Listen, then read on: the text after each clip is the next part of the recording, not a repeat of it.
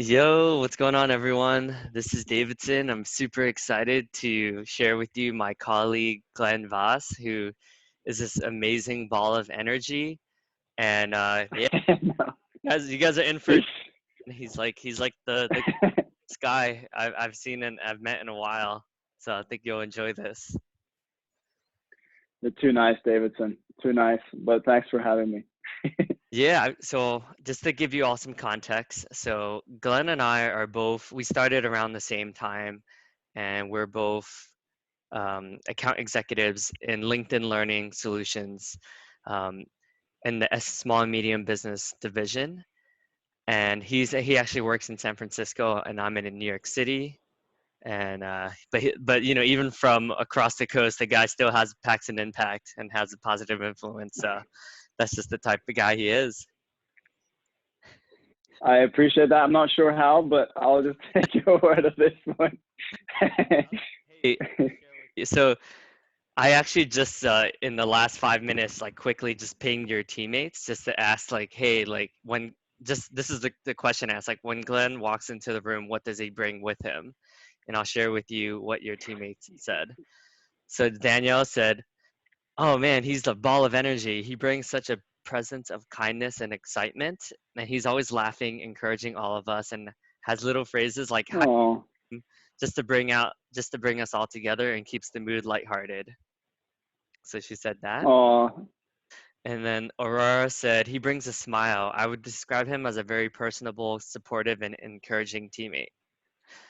And then Andre said, I would say he brings a sense of authenticity and positivity. He's very real and does not change who he is, regardless of who he is chatting with. And he's always looking for the positive side to things. Very rare have I ever heard him complain or say anything that is not possible.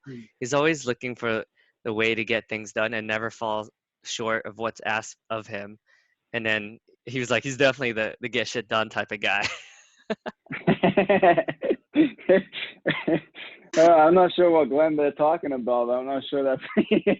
Chris, That's. your boy Chris says, the guy projects instant positivity into every room he walks into and any conversation he's having. The way he talks to his customer on first discovery call is the same as how he would greet his best friend. Makes everyone feel very welcome. Definitely embodies humor in all of his conversations. Oh man, that's so kind. So kind. I don't know what to say. It's really nice to hear. First time I've ever heard that. So. And I mean, like that's the reason why I wanted to get you on on my podcast and just to share your positivity and your humor and like your authenticity with the world because like even though we only hung out like a handful of times, like, you've I felt like everyone who meets you already knows that, just how genuine you are. So would love to kind of like dig in deeper into how that all came about, like what influences kind of shaped your mentality. Because I think we can all use some of that in our life. Like I want all of that, dude. City, like um, I'd be crushing at times too. It sounds like. no, you wouldn't. You're fine. You're fine. You're doing well for yourself. I think that's a very difficult question. I think in terms of what it is that shaped you, that's something we all try to figure out, and we all try to figure out how to become better people and how to be positive.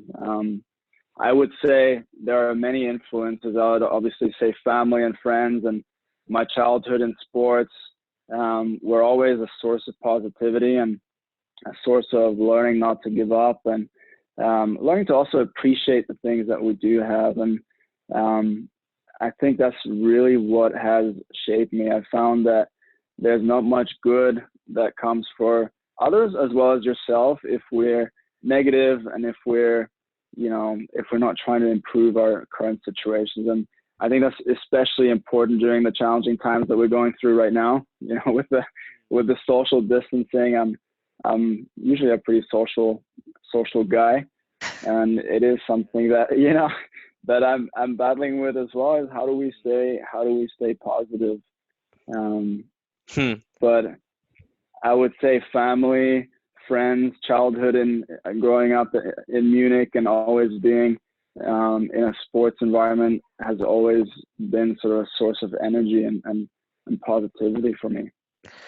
Yeah, yeah, I'm curious. Now obviously now it's a little bit different, but I'm sure there's little Glenn things you do to keep the team like going and like pumped and amped.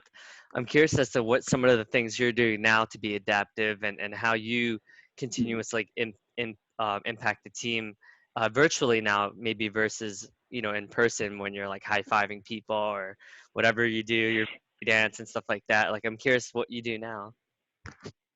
It's a great question, and there are various different little things, really, um, from simply the way you did to me, Davidson, when you reached out, sending a note, asking teammates how are you getting on, how are you doing, how are you coping with the situation, as well as scheduling some calls, scheduling 30-minute calls, chatting, just connecting about life, not necessarily talking about work, but just Mm. getting a better sense of how people are actually doing. And I feel like that's also given me a strength of, or a source of energy and strength during these times, and positivity, and also broken up a little bit of the monotony throughout the day, where I feel like I'm still connected without the high fives. But it's just we are all human at this point, and we have technology, we can still connect. It's just now it's being more proactive about using it in order to still be able to interact and have meaningful impact on people's lives. Yeah, so you mentioned that you're very involved in sports and you played D1 in college soccer, right? Ha- Correct, at least from what I remember. So, I'm sure it's really hard to do. Would you share a little bit about like some of the, because I do think I don't think people realize like how hard it is to be a successful salesperson in a professional environment, like doing B2B sales, especially the amount of volume that Yeah, you do or in line of work. yeah. Would you be able to share a little bit how similar it is and how you've learned some of the takeaways you've gotten from just being a great team player there and how that translates Mhm. to doing well in the business sense? Absolutely, it's a wonderful question. From when we break down sort of on the soccer, on the sports front, I mean, what it really is showing up every day on the training grounds and trying to get better, so that when the games come, and so when you have the opportunity to win games, you're ready. And it's just like similar in sales as well, where our day to day is really just around activities and making sure you're focusing on the right things that will then set you up for future success. And that's sort of where I draw the parallel. And similar to sports, you're gonna lose games, you're gonna win games, and it's the same thing in sales as well. You're gonna win some sales, you're gonna lose some. I think the one thing that sports has, or soccer has taught me is, even when you go through losses, it's just recovering from those losses by refocusing on the areas that you want to improve on. And that could be anything, as a sports person or a soccer player, that could be improving your fitness, that could be improving your agility. It could be spending more time on finishing. So it's I call it football, by the way, from outside the US. But so I'm finding it weird to call it soccer. It sounds weird in my mouth. but anyway, so with football or soccer, that's where I draw the comparisons to sales. It's easy to get caught up in at least in sales and things, the parts we can't control. And we're gonna have a lot of losses. To your point, the volume, we're gonna have a lot of losses. In fact, more losses than wins. It's just a question of what can we do every day to actually put ourselves in the situation to be able to win. And it's very similar in sports. If you're not training every day and you're improving yourself, then you're going to fall behind. And it's the same thing. And I see the same parallels in sales as well. I love the analogy because it does come down to all the little things, right? Like all the emails or the nights, like some nights you're going to work longer than other nights, or coming in early, or the preparation prior to the meetings. Um, how did you learn all that? Because honestly, like you're still relatively I mean, young, right, in your career, like compared Yeah, to how yeah, years you have left. So yeah. like how did you learn to do all that? I think I think the it's interesting because it ties back to what you were or Andre was saying about me earlier with the getting shit done. It's something I'm trying to explore about myself as well. I'm very goal oriented. So whenever I have a goal, I try to do everything I can to reach that goal. And that, to your point, that will take being adaptable. That will take working longer for some days versus others. But really, just think what I'm trying to do is every moment of the day, trying to think about how can I help my team get better, but also how can I make sure that I'm contributing to our team's goal by doing my part. And so that's something that has just been ingrained in me as from sports as well. I want to win and I hate losing. And so it's the same thing in sales. The idea of not reaching my goals or the goals that I set us up myself, whether it's quota, whether it's goals that I set myself along the way. I hate not being able not being able to reach them. And so what I try to do is I try to figure out what is it that I can control now to make sure that I am working towards that goal. And that helps me stay focused and helps me stay driven in the now, because I know that's something, just like you said as well earlier, that something will pay off in the future. Um, I don't know if that answers your question. Yeah, and the interesting thing that I've noticed about you too is that you don't like beat yourself up about it, right? Like you know that if you put in the effort and you're giving honestly like all you can, and ultimately there's so many things are out of our control, right? Obviously what's going on Correct. Yeah. COVID-19 and there's so many Mm-hmm. other factors that influence it, whether it's a recession or companies have layoffs or a decision maker ends up leaving the company for whatever reason it is, right? Like it's Yeah. you still like have a pretty good head and like you have a good mindset where you don't let it ultimately affect like your worth, right? I don't know, that's what it seems like from my perspective. Like how do you go about like Yeah. staying even keeled and not letting it like affect your morale as much as maybe someone else?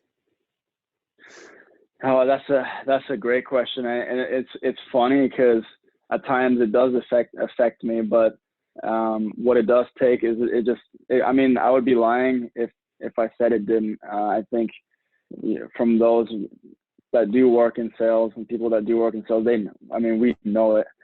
We go through times, months, at a time where you're putting in all the effort, all the work in, and then you're just not seeing it pay off right away. And that is something that, that can really get to you. And Mm. at times, it does get to me, or I feel like it does. But then at the same time, I try to remind myself that what I'm doing now, I'm doing the right things. If I'm not doing the right things, then I'm working towards getting better at the things that I need to be getting better at. So it's just, Mm. I think everyone has that moment of, oh no, this is so hard. I'm not, I feel so far away from my goal. I'm not seeing the results right now and then. But then what I try to do is shift that focus back, that energy, instead of having that negative energy just be on things that are out of my control, is figuring out how to channel that back to things that we can control.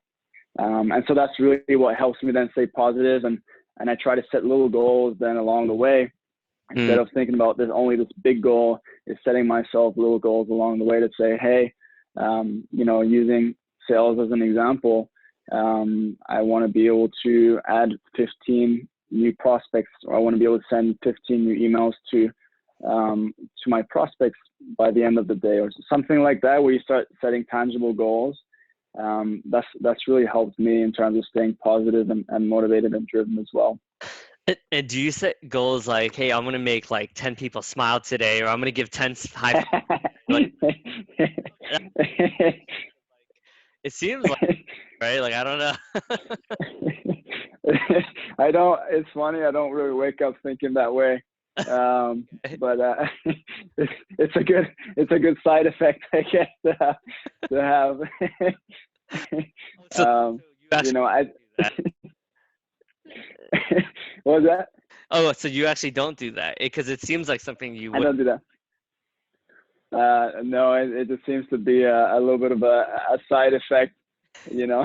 but Okay. but I'm happy to hear that it does help. You know, it's important to be positive. As you said earlier, it's important also not to have the false positivity. I found you can typically really quickly see when people are sort of being falsely positive or it's not genuine in terms of positivity. So I try to really not be false positive. I think there are times where it's important or where it's difficult to be and difficult to be falsely positive, and it doesn't come across as being authentic.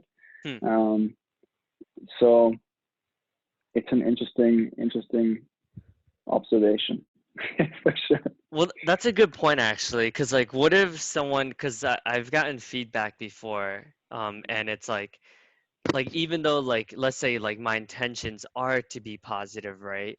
It could be Mm, can it doesn't, almost like your intentions almost doesn't necessarily matter as in what's the other person's feeling, right? Because it's like perception is reality. mm, So I guess like yeah. what feedback would you give if that was like the feedback that, like, for instance, like I've received, for Mm, sorry, because I feel like this is so important, and I want to mm, obviously be like you, where it's like, well, no, everything is genuine, right? And I do think it's impossible to be 100% all the time where you're making everyone happy. I think that's like just a lose situation, but yeah.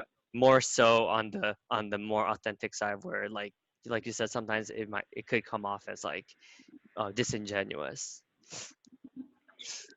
Yeah. I mean that's a tough one. I think when it comes down to is trying to be yourself as much as possible, and to what you were saying, sometimes in a business setting even it's difficult to be 100% yourself, and but I think the interesting piece is everyone has their own way, or shape or form, if you will, that they can make a positive impact through who they actually are. So that's part of some of the forum that I'm doing with Santa Clara University, where I graduated, is trying to figure out learning more about who we are as individuals at the core, and then before being able to actually lead others effectively, we need to understand what our traits are and what it is that makes us who we are, Mm. and then people will more naturally follow because you're being genuine or you're acting out of authenticity. So it is, it's an interesting, it's really interesting because it's almost a journey of trying to figure out who we are as well. Um, but one thing that is always going to be helpful is going back to how can you help the team achieve their goals, and then contributing to that, and also, if as long as you're dedicated to what you're doing and being part of that team, you're contributing to the team, people are going to naturally want to be around you because you're being helpful, you're Mm. helping the team, you're helping others, and then so that will automatically also help you come across as authentic, or more authentically positive. Mm. um, Yeah, so that's awesome. That's awesome, what you're doing with at the Santa Clara University. So if you don't mind sharing, like, from doing all that, the self-discovery and the journey of figuring out who you are, what are some of the cores? Because I think, I know we mentioned mhm. it, but like, tell me a little bit more about that journey, because that's pretty fascinating stuff. Yeah, no, it's an excellent question, and it's a journey that will be ongoing for sure. But it's really just sitting down, understanding the different personality types or getting a better understanding of the different personality types that we are, and getting a little bit deeper insight into when we exhibit certain personality traits. Let's say during stressful situations, we react a certain way versus when we're happy, we react certain ways. but I found it interesting because what it allows us to do is it just allows us to reflect a little bit on, or take time to understand our journey, in terms of what is it, going back to your initial question, in fact, what is it that really shapes us to be the person that we are today, understanding what events, people have affected us, positively as well as negatively, but it's just understanding, getting a better understanding of why we are who we are today, so that we can identify ways in which we can lead more effectively, or just be better people. That's really sort of the idea. Still at the beginning of the journey. We're still so young, so we're still obviously trying to figure that out. And but it's been good. It's been a great one so far.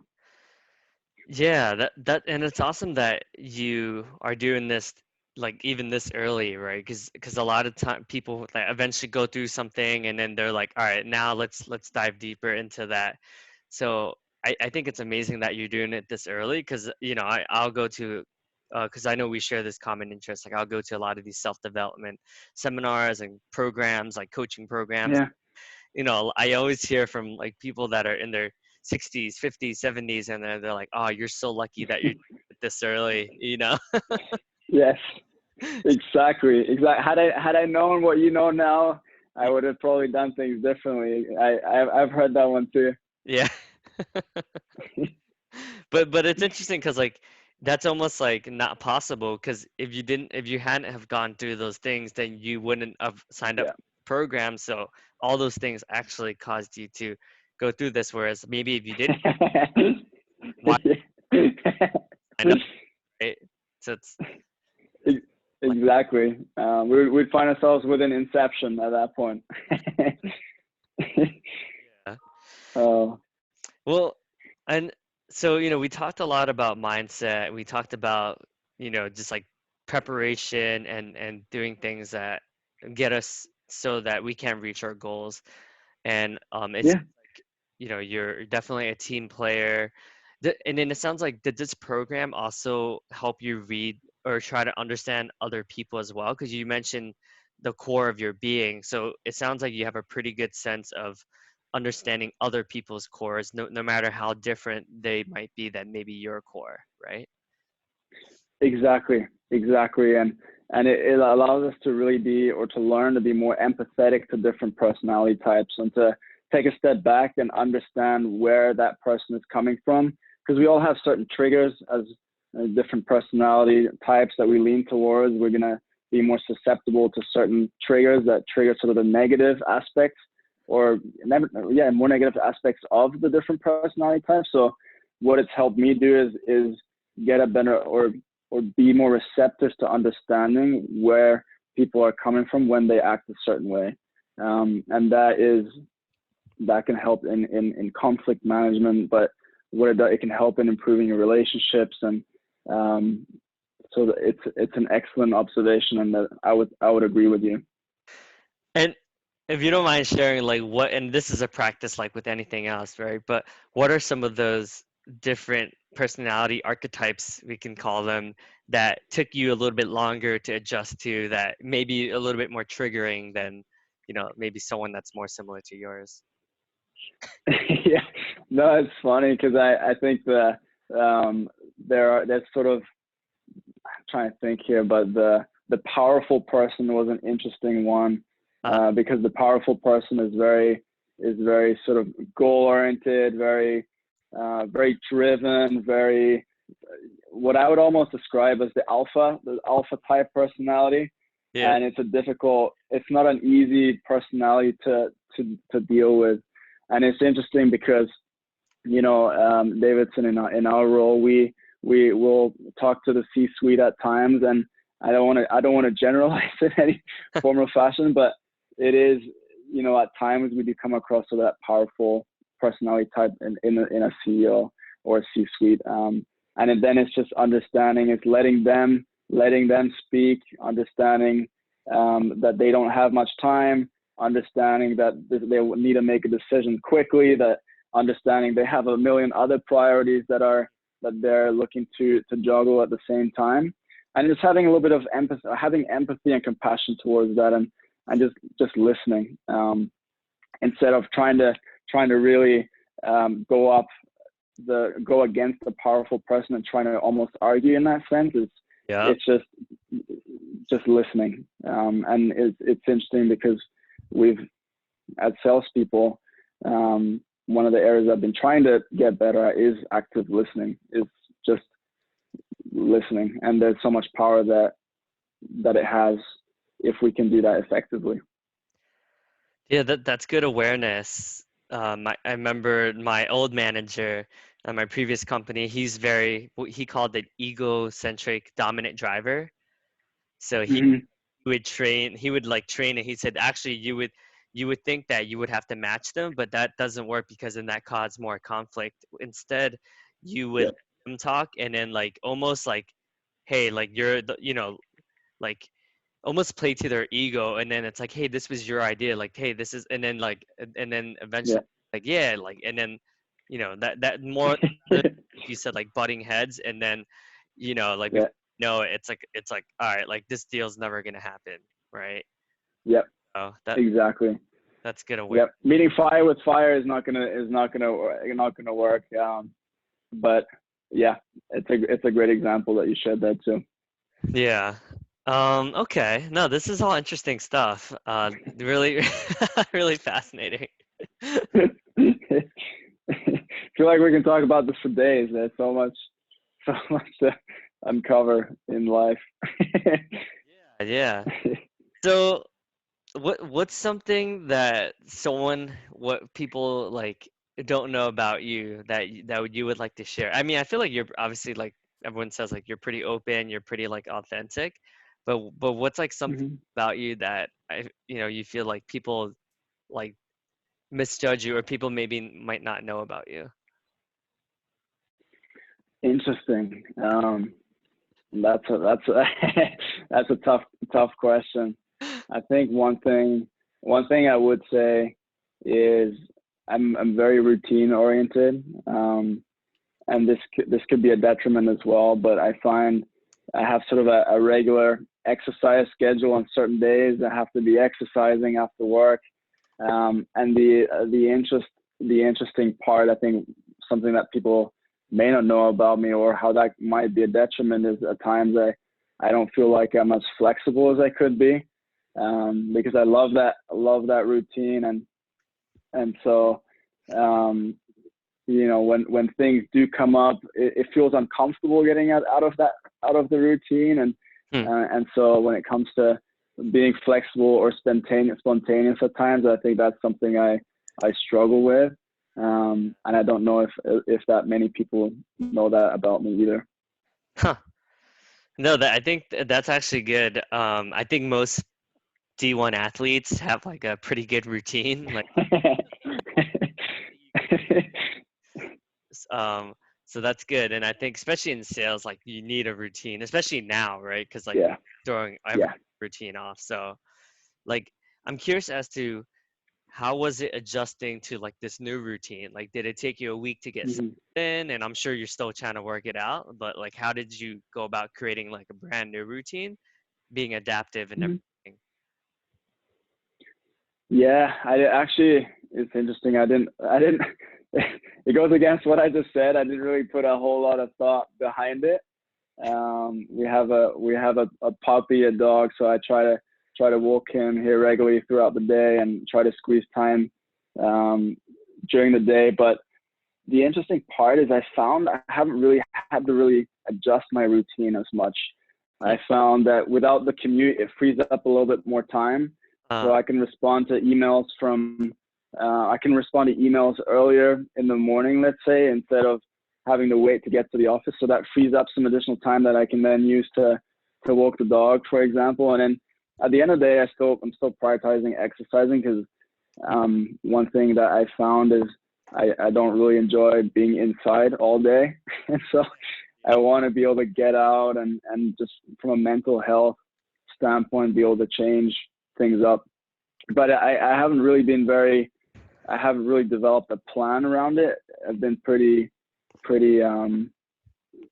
in this case, try to be pretty flexible. that one that one time in life that I'm flexible. But Y- You yeah, bring up a good point, right? Because I do think with any routine, you have to have some level of flexibility, right? Or else, like, you're just gonna be yeah, stressed out, right? So absolutely. things happen, like that's just life. But you bring up Mhm. another good topic that I would love to pick maybe a couple more questions about that. Yeah. Um, you mentioned that like keeping a good mental health, like whether that's an exercise routine, Mhm. nutrition, like everything. I think everything is related, right? It's all connected. Yeah. And you're obviously like a Yeah. very healthy guy. You can tell it by the the pecs and The you wellness. the well, yeah, A little advertisement here. yeah. But seriously though, I do think that the mark of most consistent sales, like top consistent salespeople, is that they have a Mhm. mental health practice, whether that's meditation or running or going to the gym. Yeah. What does yours look like? And then afterwards I'll ask you more about like the nutrition or like just like those like, healthy routines, because I do think like there's a lot of good salespeople that can do it, but if they don't have Mhm. like a healthy exercise routine or whatever, it's not sustainable. Like they burn out, right? So what are your thoughts on? Yeah. No, it's actually a combination of all those things that you mentioned. I try to and I've been lazy lately, but I try to meditate from time to time and just try to sort of just decompress a little bit in that case. But exactly what you mentioned, whether it's gym, whether it's football, whether it's running, for me that's the area where I really find I can just de-stress and let go, and so those are vital for me. And I protect that side of my life as much as possible because that's where I get energy. That's where, as I mentioned, I de-stress and exactly to your point, where I feel like I'm getting a break from the day to day Hmm. and the amount of stress that we do go through. I would burn out very quickly without, as as you know, I'd burn out very quickly without that side, without that distraction. And then obviously spending time with friends, with my girlfriend, with family, with our dog is, I mean, the more that I can really continue to add variety in my day to day and distraction, that really helps. And that really helps, just free up the mind a little bit.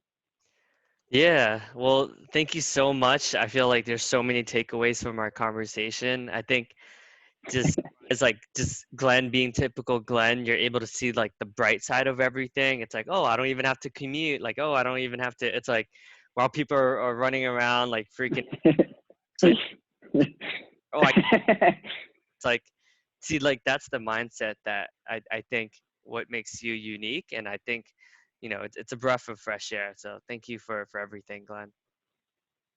I appreciate it, Davidson. Thank you for having me. I hope this was helpful, and yeah, have a great rest of your day. Thank you.